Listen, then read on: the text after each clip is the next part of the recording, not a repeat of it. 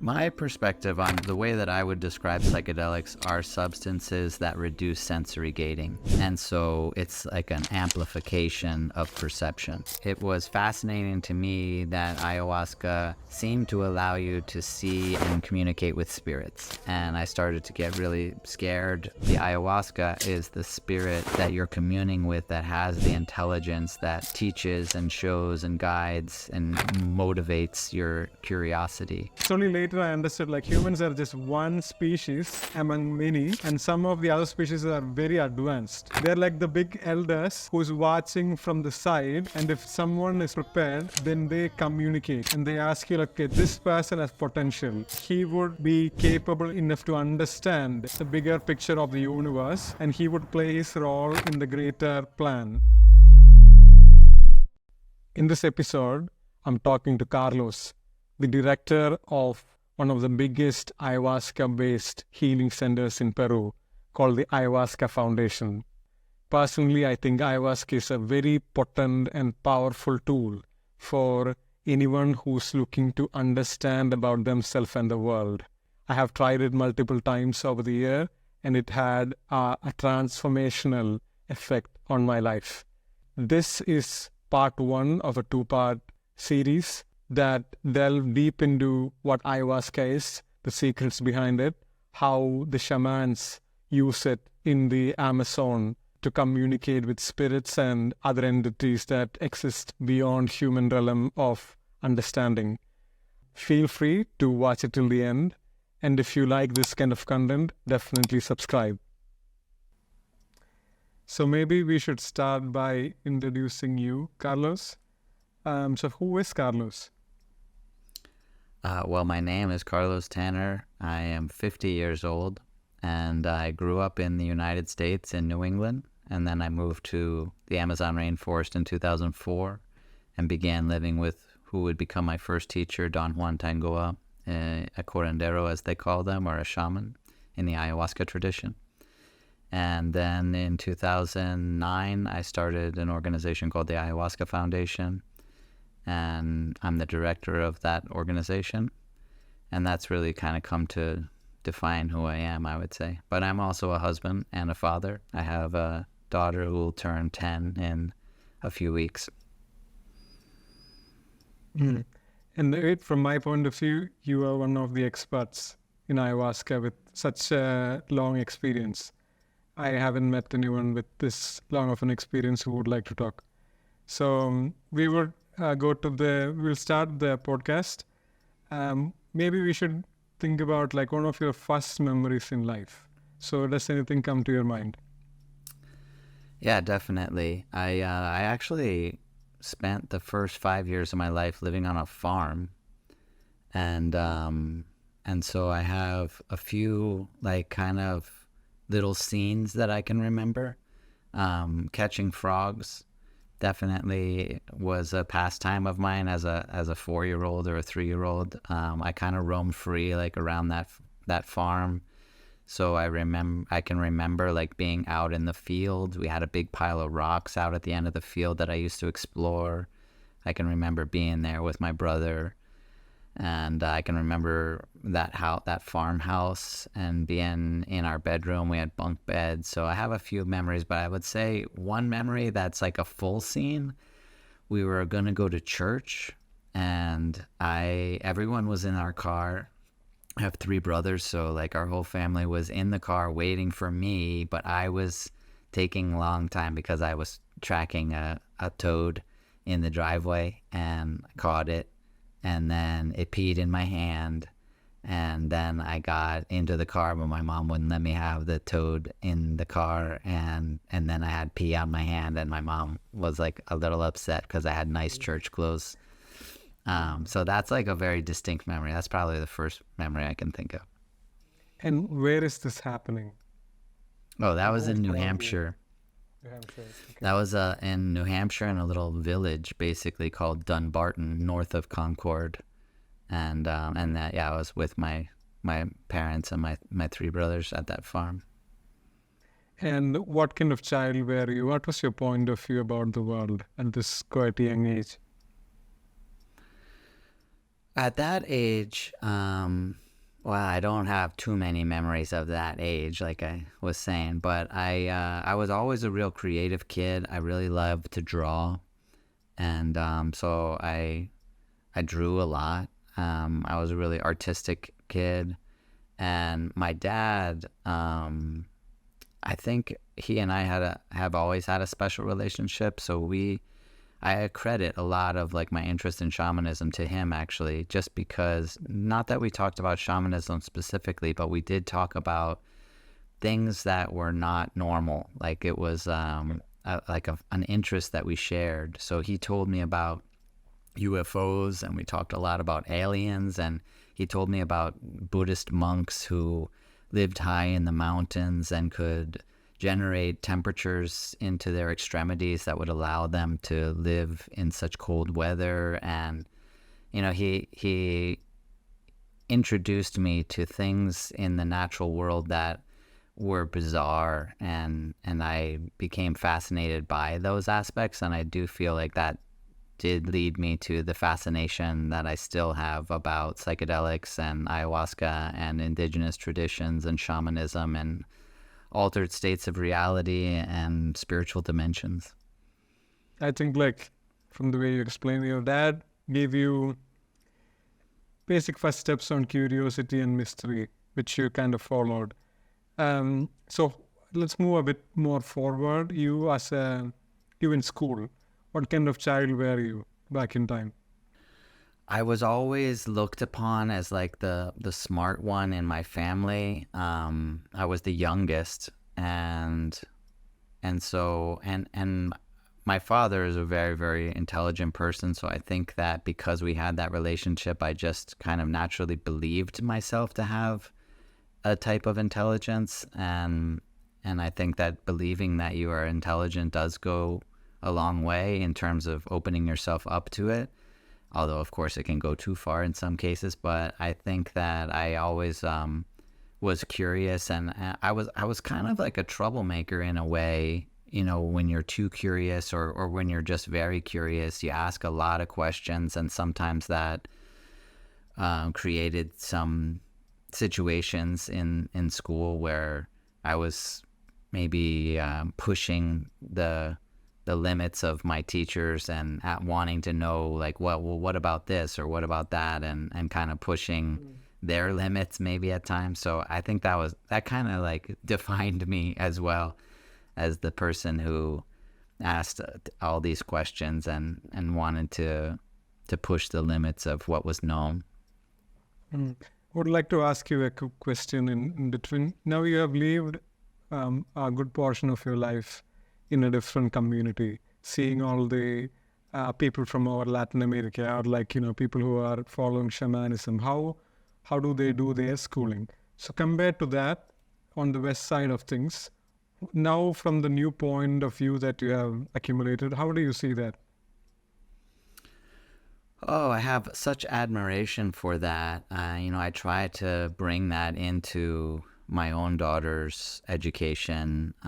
It's such an experiential type of education. So, kids don't really learn from books. In indigenous tribes in the Amazon didn't have written language until very recently anyway. So almost the entirety of the education was just by doing. And the vast majority of kids stayed with their parents throughout the day and just followed them or were carried by them. So your mother would be carrying you on her back, let's say, while she washed the clothing in the river, or did whatever she needed to do. Kids walk around with machetes when they're 4 years old, and so I think what I admire the most is that children aren't separated from responsibilities in the family. They are integrated almost immediately, or at least as soon as they're capable of having a responsibility, they're given responsibilities. And that's something that I've always admired, that I think we could learn from, where our kids, we almost say, don't, just be a kid. And then unfortunately they come to this particular age, and then we say, like, okay, now now be responsible. And I think that a lot of times kids have trouble like transitioning. Plus, we don't have any initiation rites into adulthood, and that's something that indigenous tribes do. And in fact, ayahuasca would be an initiation rite in a lot of tribes in the Amazon. Yeah, I feel like a lot of world problems happens from adults who just haven't grown up. They haven't taken responsibility in life, and they don't know what they are fearful of responsibility. That causes instability in society, and then it kind of like spirals out.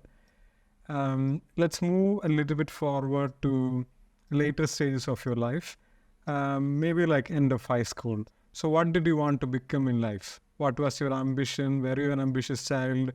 Where did you want to move on with life? Well, in high school, I thought I wanted to be an architect. I found myself drawing houses all the time, like coming up with designs for all these floor plans and things like that. But that was squashed when my grandfather, in an attempt to help me, brought me to an architectural firm, and I learned how complicated the process to actually be an architect was, and how far you had to go before you got to be the one who designed those elaborate buildings. And so I think I always wanted to be an artist. I wanted to be a filmmaker. I made a lot of films in high school with my brother, just like home videos, and I guess I would still like enjoy that idea. I have been involved in some films, but artist was at the core of it. So when I went to college, I decided to be an art major. I also double majored in philosophy. Okay. So after high school, you moved to study art and you majored in philosophy and art. Okay. And how was your college time? How did you feel about moving away from home? Usually that happens when you are in a certain age and you have to leave on your own. What was your thinking about those things? I had absolutely no issue with that. I was very excited about it. I should say that I was introduced to psychedelics in high school. So I had taken LSD and mushrooms in high school. So when I went to college, it was kind of like I can just explore that freely. I was already smoking marijuana too at that time. So it was kind of like a liberation where I could just smoke weed when I wanted to, or take LSD on a day, and I didn't need to worry about, if my parents were going to be home or somebody might catch me or something like that. And because of the environment of college, it was like a really open environment. So I really explored psychedelics a lot at that time. And could you, for the viewers, explain what psychedelics mean? People might not, I'm sure most people would know, but still there would be people who's wondering what it is. So could you explain? My perspective on the way that I would describe psychedelics are substances that reduce sensory gating. And so, we have a sensory system. So we have sense organs, and they're constantly perceiving or gathering information from our environment to help us. So, our eyes are the most obvious sense organ that we see, but our eyes take in a tremendous amount of information, as do our ears and our nose, and every sense organ takes in a tremendous amount of information, far more than what our brain can actually process. So along the way, from the eye or the organ to the brain, it passes through some processes of gating, which would be a term to describe the reduction of that sensory information to deem like kind of what is most important. And that's where we get the famous visible spectrum. The visible spectrum doesn't describe the limitations of the eye, it describes the limitations of the brain. And those are produced in the amygdala, I believe, in a process called sensory gating. So psychedelics decrease sensory gating or amplify the amount of sensory information that the brain can access.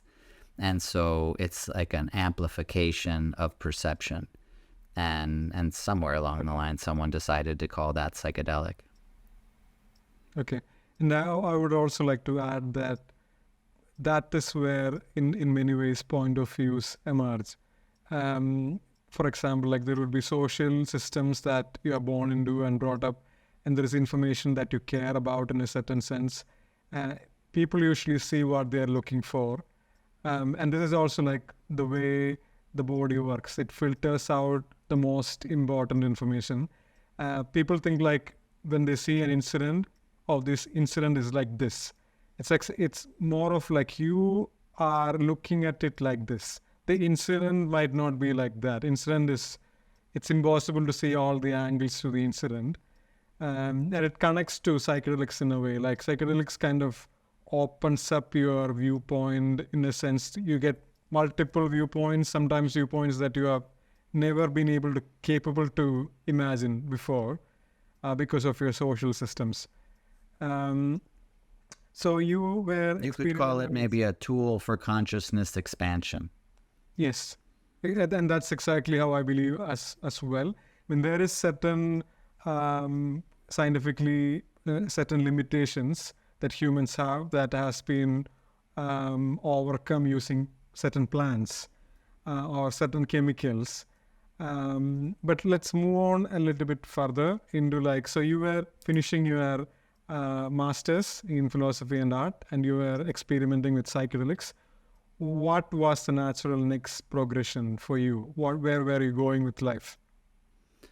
Well, first it was just a bachelor's, just to be fair. I didn't get a master's, but thankfully, while like this has kind of been in my observation, I've always kind of been at the right place at the right time. So I studied shamanism in my study of philosophy, and that really piqued my interest. I read a book called The Way of the Shaman by Michael Harner, where he described ayahuasca.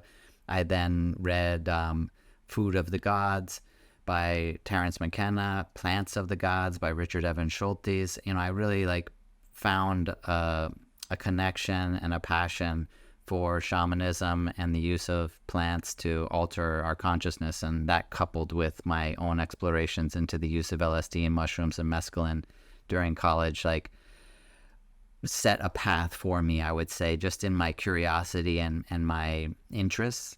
But I was also in college when Photoshop came out. And so at that time, graphic design was not a term. But while I was in college, my sophomore year, graphic design became a term, and it opened the doorway for a really lucrative career. So thankfully, I was able to get a job working for the university to make their website. And that provided me with a really great basis of training, as well as taking classes in graphic design. So when I graduated, I was like one of few people at that time that actually could use Photoshop and Illustrator and Quark Express. And so that set me up for a career in graphic design, which I did follow through and got a job eventually working as a production manager for a alternative news weekly in my area. I have a few questions for you, so from the way your life is going. One is, could you explain shamanism for the viewers? What do you mean by shamanism?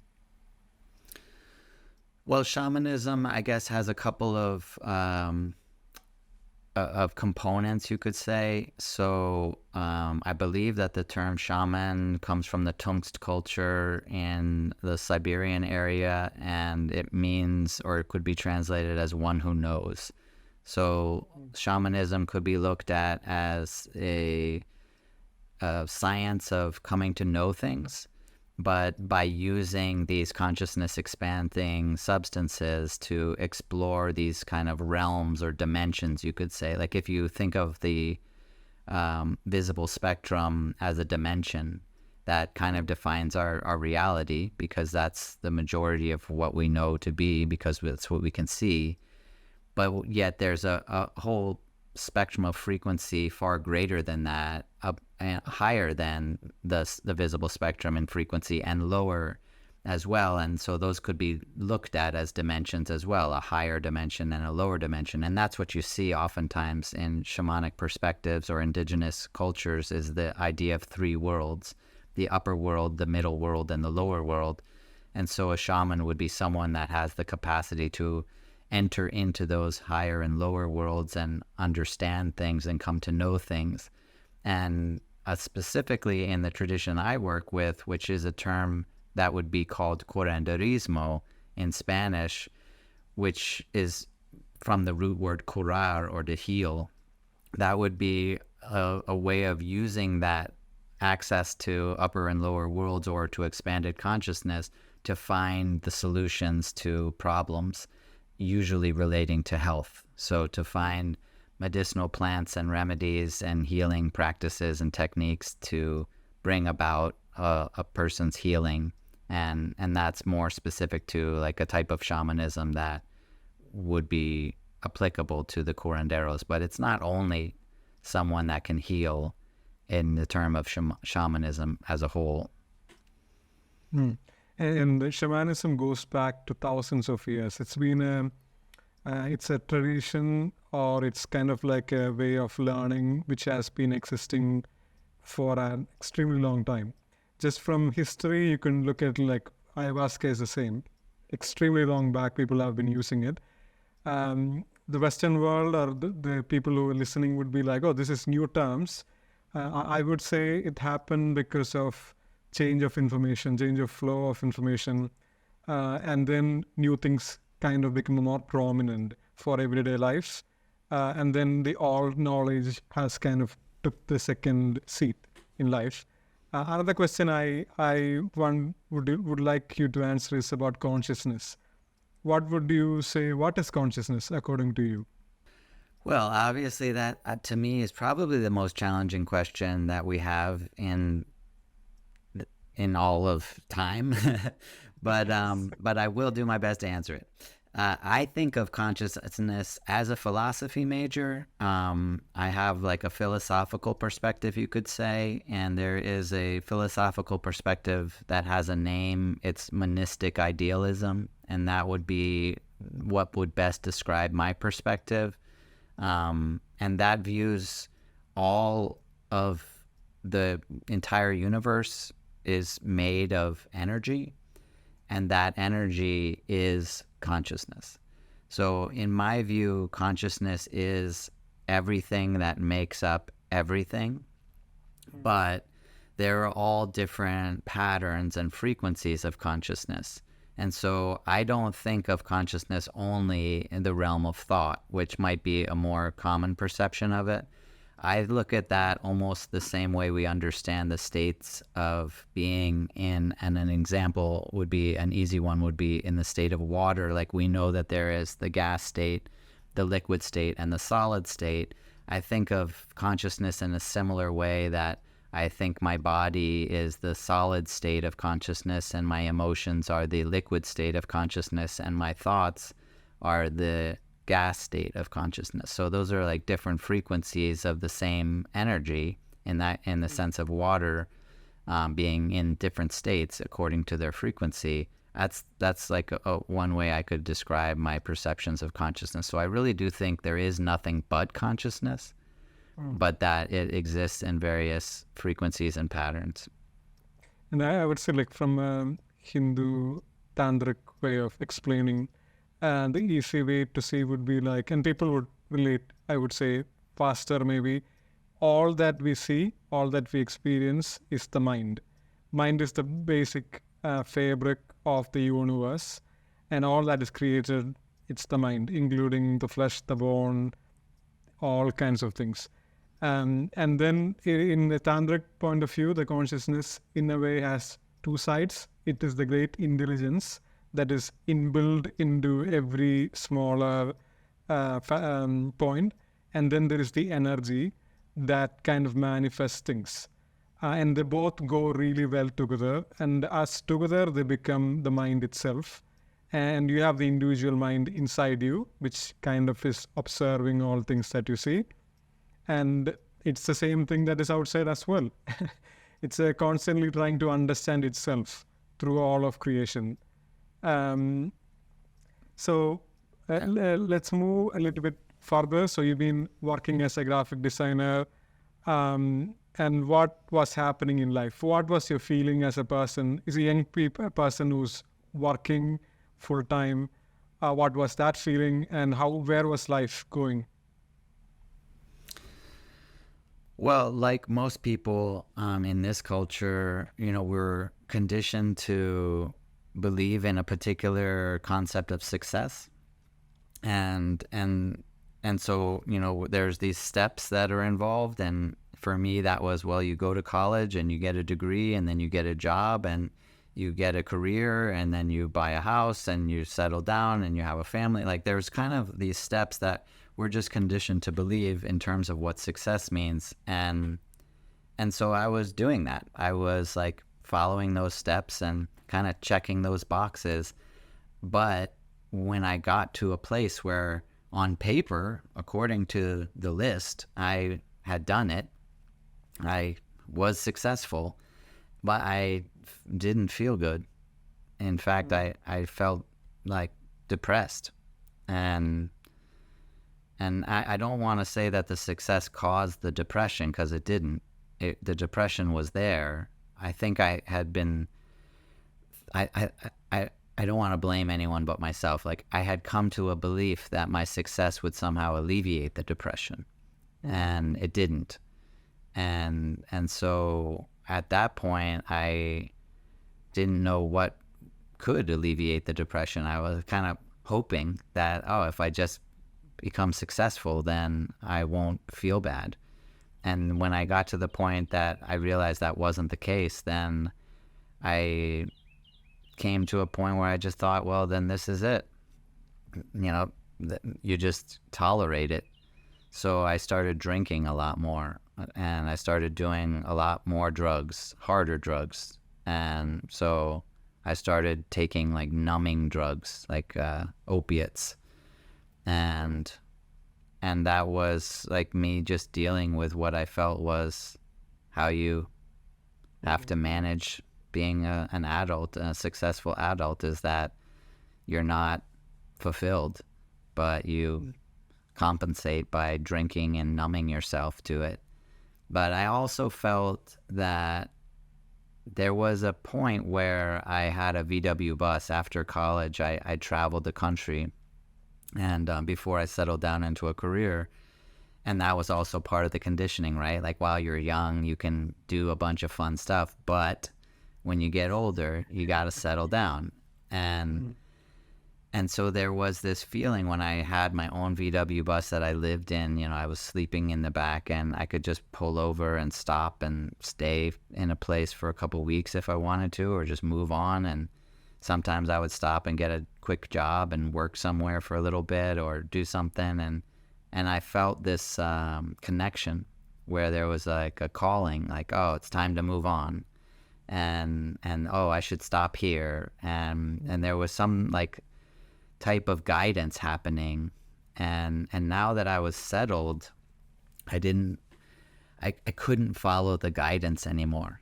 The concept of career prohibited the guidance from taking me to the next place. Like, I would say, I think it's time to go. And I'm like, you can't go. Like, this is your career. Like, you have a house, and you've got all this. You can't just go anymore. And so I think that was frustrating too. I think I felt like I was losing my connection, and I knew I was losing my connection, which then I felt like, well, then I better numb this more, like numb the lack of connection, so that I will stop listening and deal with the reality of my success. Yeah, I feel like when you explained, I talk to a lot of people who they don't understand they are a bit depressed, but they are. They feel like the world is going bad somehow, but the reality is that you inside yourself is slightly dying, slowly, gradually dying, because you're doing the things that you kind of know you don't want to do. And sometimes it's not responsibility that keeps you on a place. It's the kind of limiting beliefs that I'm supposed to do this because it is how things are, and it has always been like this. But the truth is, in my opinion, social, economic trends and those kind of thinking kind of traps people. Like, if you look at existing world, it's capitalism, people working extremely hard to make money. The new generation doesn't have enough money to even buy a home. it's fundamentally broken in a sense. But since parents sometimes doesn't know what to tell the children, because the world is moving so fast, they try to follow what has been done. That's the easiest, safest spot to be. And also you talked about the connection with the universe. I felt like as children, everyone have it.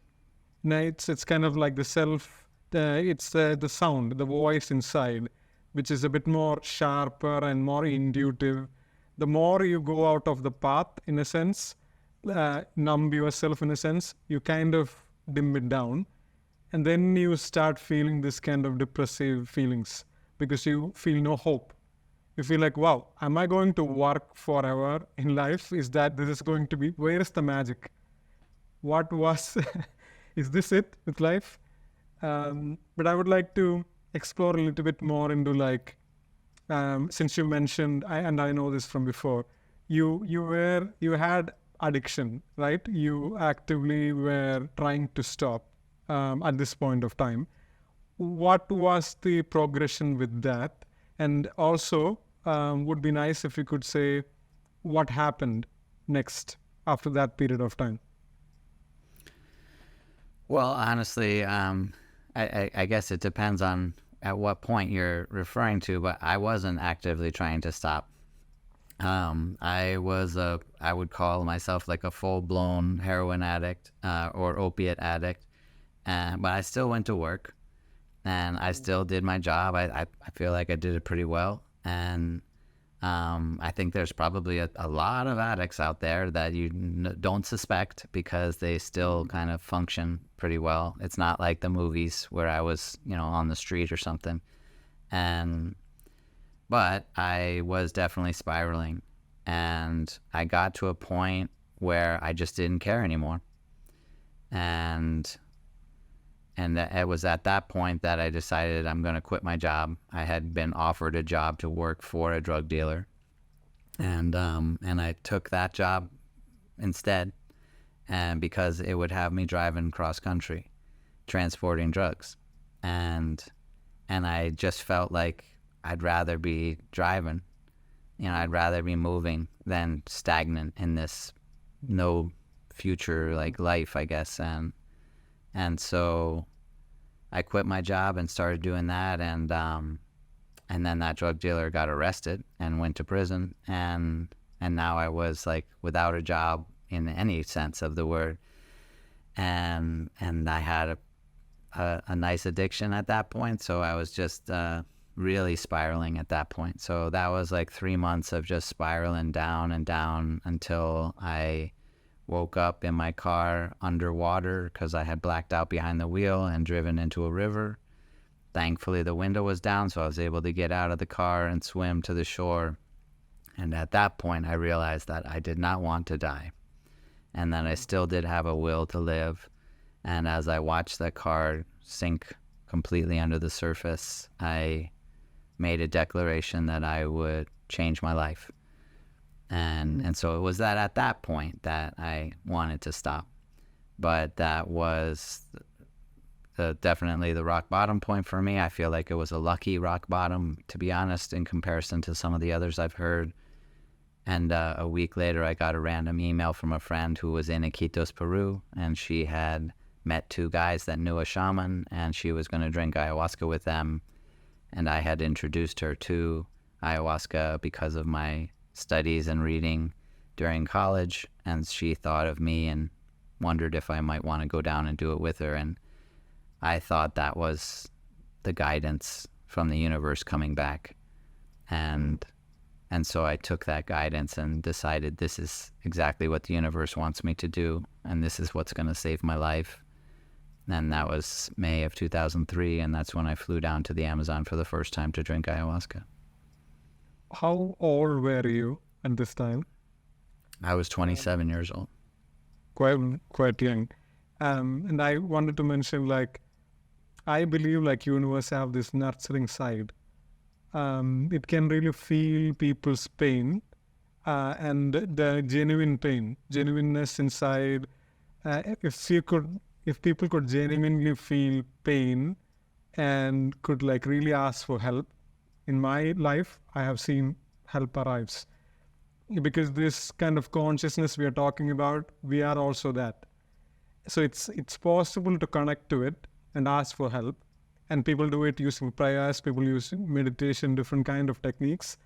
But the idea is to, in my opinion, to send emotions in a sense, because it's a language that transcends societies, frequencies. Emotions always connects, and it have this power. Like, for example, you got an email exactly at the same time where you wanted to change.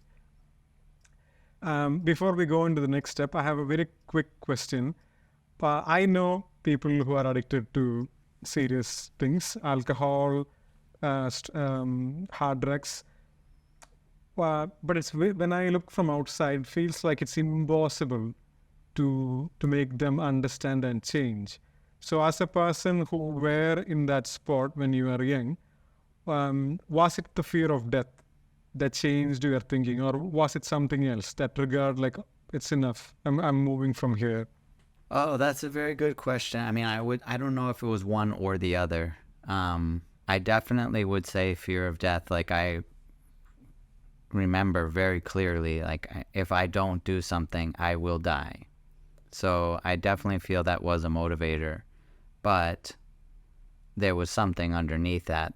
And I should say, like, when I feel like I resolved my addiction, I came to terms with what the initial root cause of that was, which was something that had happened when I was a young child, and that I had formed false beliefs and that I had taken to be true that were not about myself and my role in my family and trauma, essentially. And so that was something that I couldn't articulate, but I definitely knew. I knew, and I think people don't become addicts for no reason, but we might not be able to describe it, and that was the case for me at that time. Like, I knew that something was wrong with me, but I couldn't tell you what it was or why it was, and so that was certainly a motivator as well. Okay, and now we go to in my opinion, the most exciting of things. Maybe we should start from. And in my thinking, the timeline is that you are moving to Iquitos to take part in the ceremony. What was your expectations about this thing called ayahuasca? And what changed over there? So it would be nice if you could narrate, like, what happened, how was your first ceremony, what was the setting? Well, I had read what I could at that time. There really wasn't a lot of information, but it was fascinating to me that ayahuasca seemed to allow you to see and communicate with spirits. And so there was some level of expectation that whatever that meant, like, that would happen. When I went to my first ceremony, I had two people that I could call my guides. Those were these two people that my friend had met. I had met with my friend too, so it was the four of us that went to this curandero named Don Juan's house, which was really kind of like a shack, you could say, at the end of a dirt road, and beyond was the jungle. It was really almost like the perfect location where, the end of this dirt road was the jungle, just forever, but yet we were the last house on this little dirt road, and there were all locals, like local people that were in the ceremony with us, and one of them was a clearly, like, very indigenous person. Like, he wasn't wearing jeans, or he was like from a tribe, and I didn't know. I just thought, okay, maybe people like that just show up to ceremonies. Like, how would I know? It was my first time.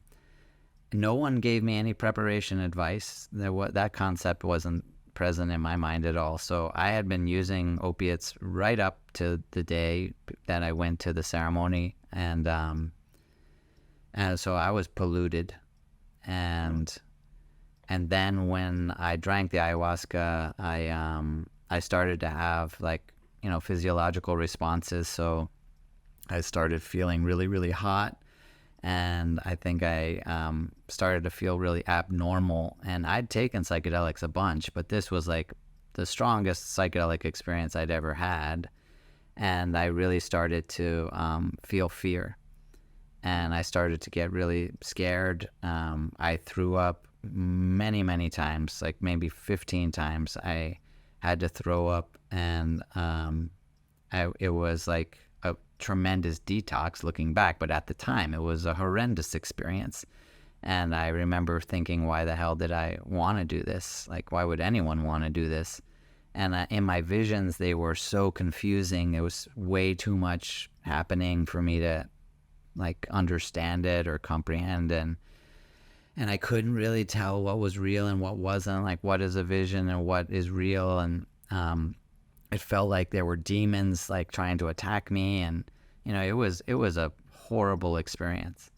But I had not been prepared or prepped or talked to anyone really about it, and I was also a heroin addict at the time, so all of those like were the contributing factors of what I would call a horrendous experience. But at one point I was outside. There were no buckets or mattresses, or it was old school, you could call it. So you had to leave the space to go throw up or use the bathroom, and I had not wanted to go back in at a certain point. So I was laying in the grass in the jungle, crying in the fetal position, and that indigenous man came out, and he was not bothered at all. Like, he seemed to be totally fine.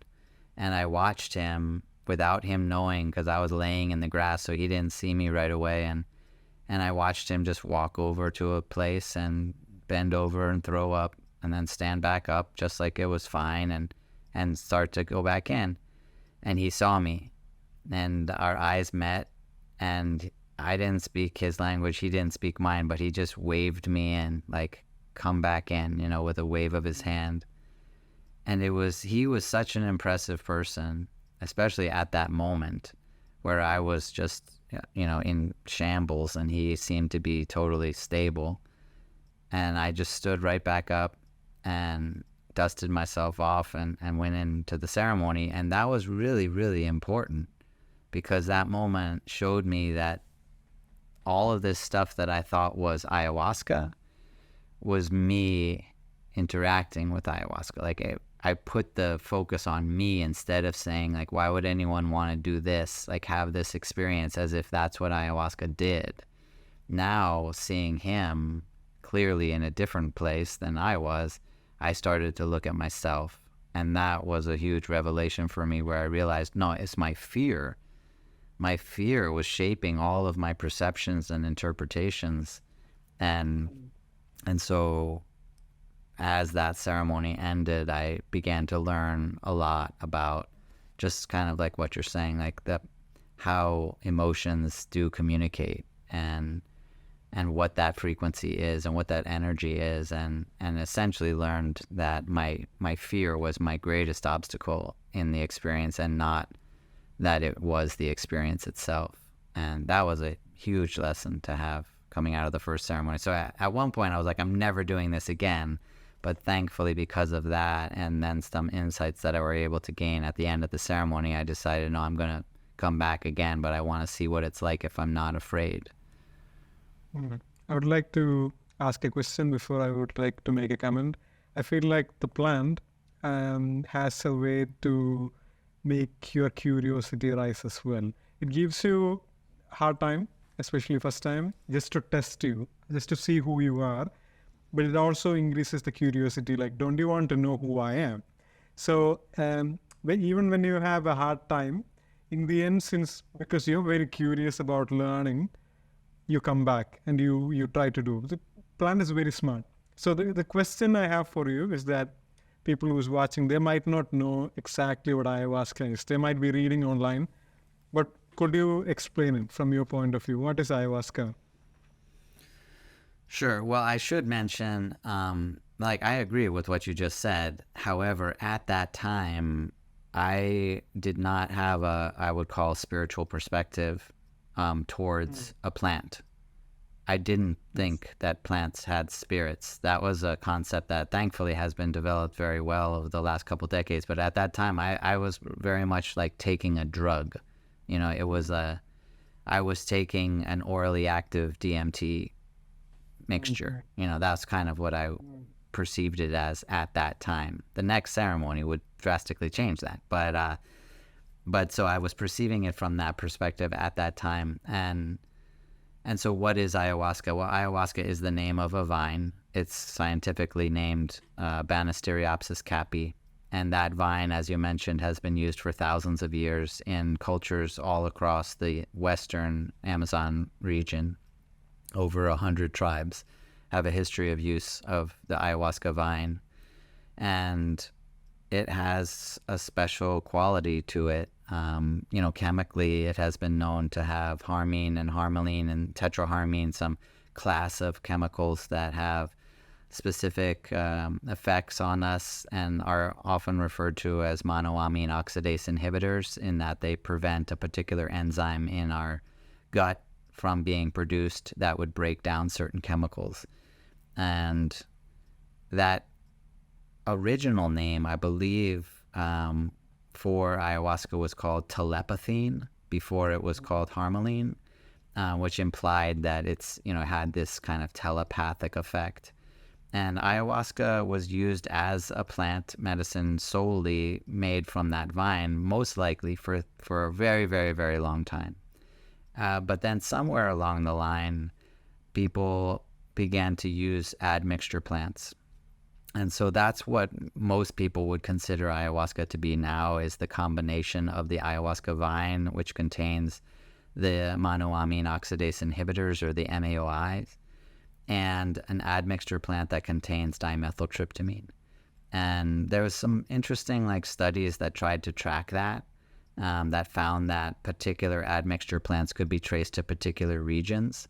So there's plants in the northwestern Amazon where they would use an admixture plant called chalipongra, and other admixture plants south of that, or Wambisa.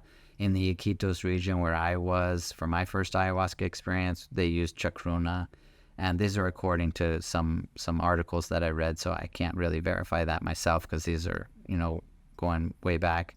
But chacruna has become the most well-known admixture plant. So most people might say ayahuasca is the combination of the ayahuasca vine, Banisteriopsis caapi, and the chacruna leaves, which would be Psychotria viridis, and that is the plant that contains dimethyltryptamine, which normally would be metabolized by that enzyme monoamine oxidase, but when taken in conjunction with a monoamine oxidase inhibitor, the DMT is not metabolized and thus travels through the gut up to the brain, where it stimulates the reduction of sensory gating or the expansion of consciousness in the pineal gland.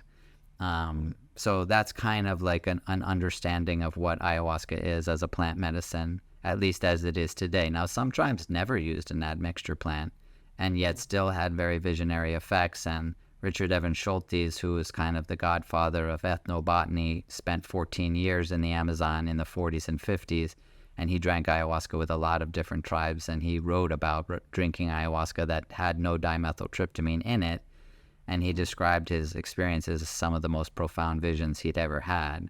So I don't think it's accurate to credit the visions to the dimethyltryptamine, which is probably why the name of the medicine is ayahuasca and not chacruna. But as they would say in the Amazonian culture, that the dimethyltryptamine brightens the vision or gives them more color or illuminates them. And I think that is what I would agree with in my description of the combination of the plants, that the ayahuasca is the spirit that you're communing with, that has the intelligence, that teaches and shows and guides and motivates your curiosity, but that the dimethyltryptamine brightens that or enhances that connection and those messages. When I had ayahuasca, it was with chacruna. So it was caapi and chacruna. I wanted to mention a similar view on ayahuasca from my personal experience so people can immediately relate. And that was like during my first time doing ayahuasca, what I was listening to people was, oh, really back in the tribal regions of Amazon. There was this people called shamans, and I was quite young back in time, so I didn't understand what shamanism meant. But they were like, there is this people called shamans who is the head, spiritual head of the tribe, and they used to take this very specific combination of plants, which give them visions about the future, which gives them visions into the spirit world, which kind of gives them the power to heal. So the person who kind of introduced me to ayahuasca, he kind of explained it as like, he went for it, he have no clue what this is. And he was like, I'm a bit blown away by the level of this experience, and I would like you to come with me, because we do all kinds of crazy stuff together. So he was like, I would like you to come and try it and tell me what do you think about it.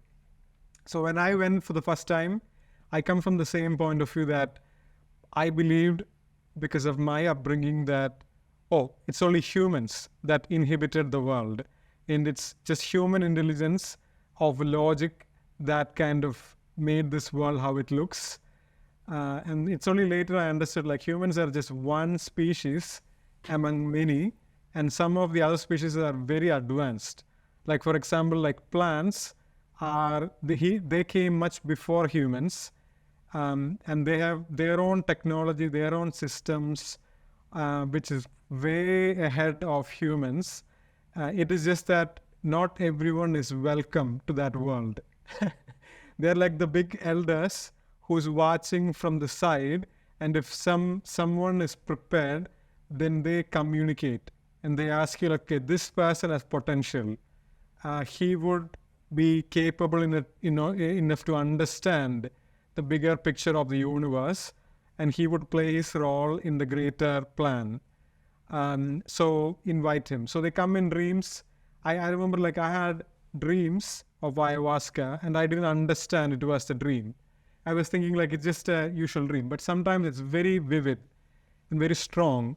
And people don't understand, because people think about ayahuasca and psychedelics as something like synthetic. You have it, you have an experience, it is done. Nothing to do with spirit, nothing to do with the universe, but ayahuasca is on a whole different level of its own. So I would like to come back to the story.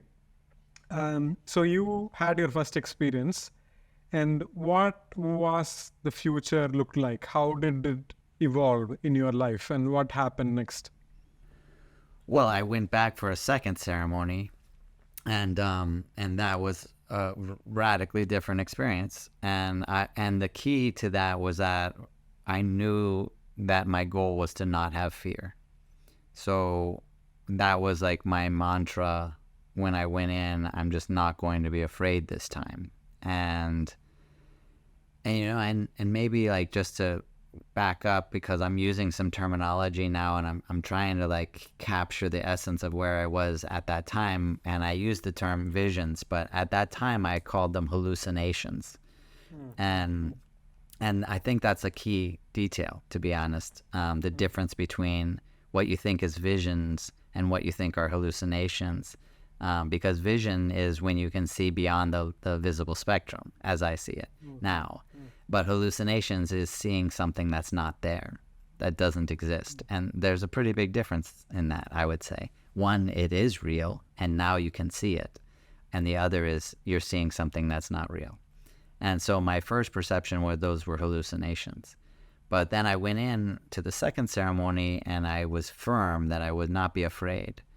And right off the bat, a spirit came in my, what I'll now call visions, and it seemingly was going to scare me. But I said in my mind to this spirit, I'm not afraid. And then it immediately was excited. It, like, the facial expression, like it heard me and was like, you're not afraid. Awesome. Let me show you this. And it showed me all of these, like, dazzling fascinations. And I was just, like, dazzled. And And so very quickly, because of that, I was like, oh, well, I have nothing to fear. So my intention to not have fear was immediately confirmed and enabled me to not have fear again. And that was unbelievable. So now those demons that I thought were attacking me without fear, they weren't demons. They're angels. You know, there was like such a different perception, and how fear does like shape our perceptions became a really big part of my understanding of reality, which was incredibly important. And I still think it's very valuable. So that ceremony was amazing. I wanted to know more and more and more.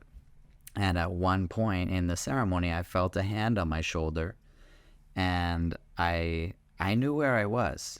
I wasn't having trouble discerning visions from reality kind of thing. Like I wasn't confused.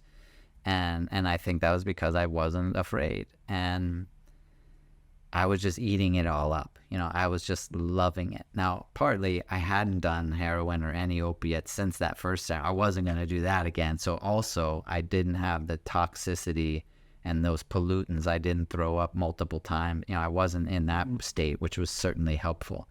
But I felt this hand on my shoulder. I looked over, and there was a hand on my shoulder, and it belonged to a man who was standing up. I was sitting, and he was standing, so he kind of had his hand on my shoulder, you know, like in a supportive way, in a supportive gesture. And my eyes were open, and I'm looking at him, but I could tell this isn't a man like I know a man. This is a spirit. This is a person made of light, but yet I could feel his hand on my shoulder, and my eyes are open. I'm looking at him, and I was just like, wow, this looks real. Like this is so real. And I wasn't doing anything. I was just like, I can't believe how real this is. It was one thing to have a vision where you have the sense like a dream, where, okay, this is happening like in this other space, you know, it's kind of like out here. But no, this guy was like in the room with me on my side, like with his hand on my, it was like very different. And I'm just trying to like understand it. But my friend happened to look over and called out to me and said, Carlos, I'm looking at you, and it looks like there's a man standing next to you. And I was like, well, I know, I'm looking at him. But it's okay. He's a good guy. Like I could tell this isn't a person trying to harm me at all. Like you can tell just like if you saw a person that wasn't a spirit. And she said, are you sure? Because it's freaking me out. And I said, no, I'm sure. Well, she can see this guy. I'm looking at this guy. I can feel his hand on my shoulder. I mean, what more do I need to decide that this is real? So it was really that point where the concept of hallucination just disappeared. And also my concept of spirit became, I would say, improved. Because I think before I thought spirit was like a cloud of energy. You know, I didn't think of it as like a person. I thought it was kind of this life force, you know, but here was this person, and that was a spirit. And I put my hand out, I shook hands with him, and telepathically we communicated. I asked him what his name was. And once he said his name, I instantly recognized him. And it was a person that I knew. And it was a person that had been very important in my childhood. It was my godmother's son. And because my parents were such good, or my mother and my godmother were such good friends, I spent a lot of time with him. But he was older than me, and I looked up to him, and he was kind of like a mentor and an example for me. And the two of us, I would go and sleep over at his house, even though he was like 10 years older than me. And we would collect worms and wake up early in the morning, and just the two of us would go fishing together. And he was a really important person in my life. And he had committed suicide 4 years earlier. Now, our lives had gone in different directions. He had been older. I hadn't seen him, you know, forever. But of course, when he died, my mom found out from her friend, and she told me. So I knew that he had died and that he had committed suicide, but I wasn't thinking about it. It wasn't like he had committed suicide 4 years earlier. My life had been totally different. There was no way that I could have said I imagined it. It was like an impossible idea that I somehow conjured this from my imagination. He just was here. And my mind was cracked wide open at that point. What else don't I have any idea about? The nature of reality could be anything at this point. And I somewhere came to a piece of information clearly that gets passed around, that if you commit suicide, you're stuck in purgatory, whatever that means. But that piece of information somehow appeared, and so I thought maybe he needs my help. It's so funny to even think that now. But so I said to him, "Do you need my help?" And he just laughed. Like, that was the funniest thing I could have ever said. And he said, "No, you need my help." and that was all. That was the help. That one piece. There didn't need to be anything else, because my reality changed and would never change back from that moment. And now my belief in spirit was, I liken it to like, if you think that aliens exist, and you're like, yeah, it's probably true. People have said things about it, and I saw a picture of a UFO or something, and it makes sense. And then a UFO lands in your backyard, and an alien comes out of the UFO and comes over to you, and you meet him. That's a whole different world of, like, no one will ever convince you that the aliens don't exist ever again. That's how it was for me. Like, it became rock solid that spirits are real, just as real as I am. And that was a huge step for me in my reality, and what would eventually lead me to dedicate my life to this. I'd like to add a few things. It's super exciting. So I'm also thinking from the viewer's point of view. They would be like, what? Did Carlos just said I met a spirit just like that? So I would like to add a little bit into that kind of thinking. I feel like with ayahuasca, since I know the plant, I understand absolutely what you're talking about. And I just wanted to give a bit more context. So I feel like ayahuasca, one of the reasons why it is created, in a sense, is to, body is like a machine. And, there is a software running that is kind of your social systems, what you have learned. Ayahuasca is very alive, in a sense. It can go and change certain settings, or for a shorter period of time, initially, it changes certain settings. So your extra sensory abilities kind of awaken, especially during the ceremony, and after a few days after that, you feel energies, you feel things that is beyond you, and it helps to communicate. So it's an excellent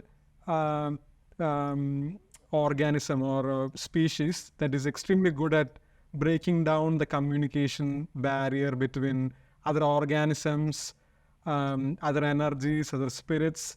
So once you kind of let the plant work on you, and let it go through the body and access different parts of your body, which is also something I was blown away back in time, to think like your body is so advanced on its own. So it kind of stops, just like it stops in virus, it stops ayahuasca, and you need your permission. When I was taking it for the few times after, I was basically telling the body, like, open up all the gateways, just like I talk to a machine, open up everything, give access to whatever it requires. Ayahuasca is a guest in the body. Once you let the plant access your memory, access your systems, then it enhances a lot of abilities, just like you mentioned. Because all this world, from my experiences, exists in the same plane or in the same spot. in different frequencies. Once you tune into it, you see things, and people come to meet you. You get messages from different worlds. So these things, at least my point of view, it does exist, and you can experience it as well, as long as you believe in a certain way of thinking and take the plant. Okay, let's come back to the story. So your life is changed forever. By the way, so we crossed 1 hour, but I don't want to stop. I would like to go as long as it takes. I would cut it into different parts. I'm having a blast talking to you. So, your thinking kind of cracked open, and you started understanding there is different worlds, different entities. What happened after that?